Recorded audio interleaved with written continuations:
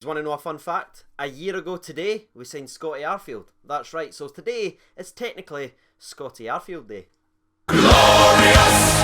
No, I won't give in till I'm victorious! Hello everyone, this is CJ Novo992 and today we are back with another brand new video. Today's video we are back to business. The old firm has came and went, and yes, we're still celebrating, yes, it's still class, but we've got things today. Now those things actually are improving the squad for next season, that's right, because I think we have got a very strong squad right now, but we need a couple of replacements just to take us to that next level, and that's lifting trophies and lifting 55. But before we go any further into today's video, I actually just want to take a wee time right at the start of today's video just to thank you guys. The support recently on the channel has been genuinely incredible. We are closing in on 28,000 subscribers 2 weeks after hitting 27. It's been frightening, and I genuinely just wanted to say thank you. And if you are new around here and you haven't hit that subscribe button yet, please consider doing so. It's down there, it's free, doesn't cost you anything, and it just helps us on our way towards 55k. But without any further ado, let's just get into this bad boy then, shall we? 3, 2, 1. George Edmundson to the Glasgow Rangers? Question mark, question mark, question mark. Now, unlike the videos we've done recently on the channel where it's been mostly rumours, that's kind of what we focus on because it's fun, you know what I mean? You get to look at certain players and you get to laugh at some of the ridiculous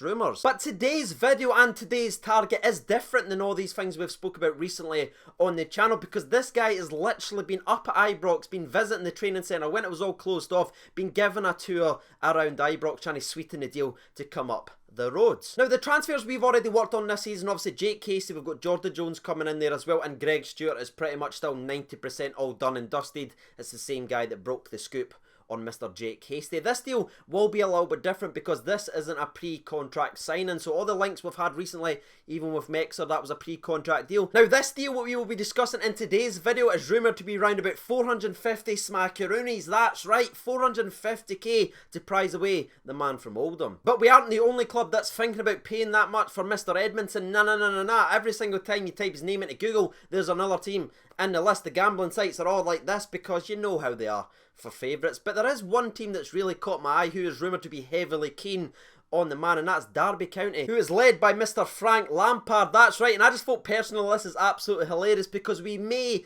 just may, finally have an answer for that age-old question: Steven Gerrard or Frank Lampard? George will probably be making that decision. Side note, by the way, no managers in their playing careers in their prime, who would you genuinely take, Steven Gerrard or Frank Lampard? That's always the discussion in English football, and again, I just wanted to fire it to you. Gerrard, Lamps, who are you taking and why? But let's pull on the reins a little bit and get back to Mr. George Edmundson, because now we know there's a bit of truth regarding the transfer. Maybe not the final fee of 450k, because that one is still up for debate, but the guy's been up there in the Hummel training centre, so clearly there's an interest. Now let's dive into the stats and see if we should actually be signing him. George Edmundson is 21 years old. He stands at 6'3". He's very comfortable with the ball at his feet. He's very commanding, and the biggest thing that I've managed to find from his player profile researching for today's video is he shows leadership qualities beyond his age, which I mean was something that was spoke about for Connor Goldson when he came in the door as well. Now, George has spent the majority of his career at Oldham Athletic. He actually came up through their youth academy and he finally broke into the first team at the end of last season. But before we even speak about Oldham, we need to speak about his 3 other loans that he had, and if I'm honest with you, they were very low in the old leagues. I mean, he dropped very far down just to get some first team experience and come back to Oldham as a bit more of an experienced player, because that is just what he needed to take that next step. And when he did come back to Oldham, he did actually break in at the end of last season playing 29 games, but unfortunately wasn't able to turn their fortunes when he did come into the squad because they were still relegated from League One. However, since going through that experience, he's actually been a mainstay in this Oldham Athletic team this season, and he's completed his first full season at one single club. His overall stats for the season, by the way, sit at 54 games, one off a magical number. He has 2 goals, 5 assists and 15 clean sheets, as Oldham actually finished 14th in their league as well, which you might be saying to yourself, relegated, finishing 14th, he's a centre-back, what's going on back there, CJ? Is he just mince pie? Believe it or not, no, I don't think anyone can really criticise him for being one of the faults in Oldham's season, whether it was last season when he came in or even this year where he played the entire season, because, believe it or not, still finishing 14th in the league. He was actually still inducted into the League 2 Team of the Year because of his individual performance throughout the entire season. Now, just in case you're wondering about George's overall footballing CV, at 21 years old, he sits with 92 games, 3 goals and 5 assists under his belt, which I think is actually pretty interesting to look at, because the last centre-back we actually spoke about on this channel, whether we were actually linked to or whether it was just a Rangers rumour, was John Souttar from Hearts, and there's so many comparisons between the two when you actually look at them, especially playing so much football at a young age. But the one key stat, bar John being obviously 1 year older than George by about 7 or 8 months, is that John Souttar has played over 100 games more than George Edmundson. That is quite mental. Now, I know the Scottish League isn't the best league in the world, but surely it's got to be higher rated than English League 2. I mean, come on, surely.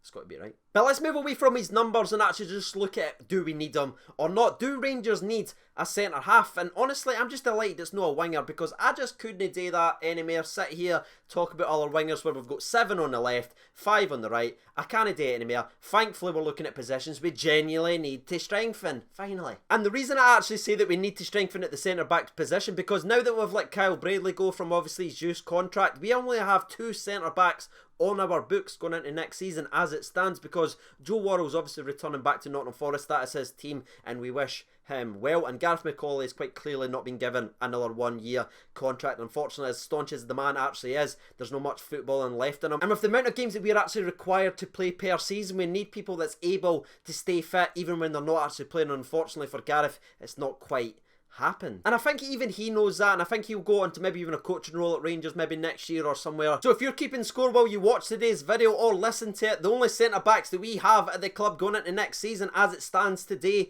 making tonight's video, is Connor Goldson and Nikola Katic. No, I'm not kidding. Now, I absolutely love those two, and no, I am not saying that they are not good enough and we need to replace them to go forward in the team. Nah. The centre-back is just clearly a position we need to bolster. So like the last few transfer videos we've done on the channel, it's quite clear to see that the centre-back needs to be filled. But the question of today's episode, is George Edmundson the man to fill that spot? Now that we broke down his player profile, I'm hoping today's video will help you in that decision down in the comment section below. So get your thoughts out there, and while you guys are actually doing that, I will give you mine. As previously stated, we need a centre half. Looking at George Edmundson, to be honest, the more I look like on the sites and scouting reports, they all say good and positive things about him. Obviously, he made the team of the season. However, when I was actually looking on Twitter, like the Oldham fan account, I don't know if it's maybe because he's linked with other clubs, but there was a couple of snarky remarks about him maybe being slightly overrated and overhyped. And when he was actually announced in the team of the year for League 2, there was a lot of comments and question marks about the actual players' inclusion from rival teams. Obviously, that could be just a bit of banter between that. So I don't know with this one, if I'm honest with you. I'm really honestly split. I'm going to believe in Steven Gerrard. I'm going to back him and say he brought in Katic, he brought in Connor Goldson, so I think he knows what we need in the centre-back spot. So yes, but I'm not blown away with the transfer. I think that's the biggest thing I'll take away. It's not like a marquee signing, and I'm hoping to God he comes in here and he proves me wrong and he just nails it and he looks like $1 million. But I'm always honest with you guys on this channel every single time I make a video, and I'm a wee bit underwhelmed by the actual links. But now that me and thee have had their say, let's jump over to Twitter and hear from the people. There's already been 392 votes. Thank you so much for getting involved already. 33% of the people votes for no, we shouldn't sign George, but 67% votes for yes. So let's see what they've actually had to say. Ian McDougall writes in, yeah, he is young and sought after, and if you can get him in, then why bloody not? Build for the actual future, which is a fantastic point. Stevie Brown says, never heard of him, to be honest. Hopefully this video's filled that in. But I think we should be aiming higher with our signing, so it's a no from me, but always happy to be proved wrong, which is the perfect way to actually be, Stevie. Alex McEwen writes in, no, personally I think the centre-back partnerships with Katic and Goldson is fine, and should do us next season if they can both stay fit, that is. We definitely need Kent on a permanent or even another loan, but we need a better left back as well. Jared Ledrum writes in, loving Goldson and Katic at the moment, but we can't go a full season with 2 centre backs. Don't know much about him, but management obviously thinks he's good enough. Brian McCubbin, sorry for mispronouncing it, buddy, would like to see us sticking with Goldson and Katic and giving youth a chance as well. Aidan Wilson, for example, possibly another one to be brought in. Don't know about anything about this Edmundson, which again is fair enough, mate. And the last 2 or 3 that we'll actually read out, the first one comes in from Martin, and he just writes in, who? Brutal for Martin. And the last one we'll actually read in tonight's video comes from the corrupt referee. He writes, okay, checked him out. Oldham fans do not have very good things to say about him and are happy to see him go. Alarm bell sounding. Nope, I am not interested. So there it is, ladies and gentlemen, boys and girls. You've heard from the people, you've heard from myself. If you haven't done so already, you know what to do by now. And as always, just a friendly reminder, in the description down underneath today's video, there will be a link to a charity match which I will be involved in. A lot of other Scottish YouTubers like Sharpdiv, Batchy, Marley13. There's so many Scottish YouTubers coming together for this cause to raise money for SAM 8, which is a mental health and suicide prevention charity. Every single penny will be going towards helping someone that is struggling. So again, if you're free on June 8th, if you want to come and watch a wee bit of football, the link is down there. And as always, underneath the charity match, there will be a link to the Patreon account, which is helping to support the channel directly, like the 50 strong on the Patreon's account. Now, I've been CJNova92. Thank you so much for watching, and bye.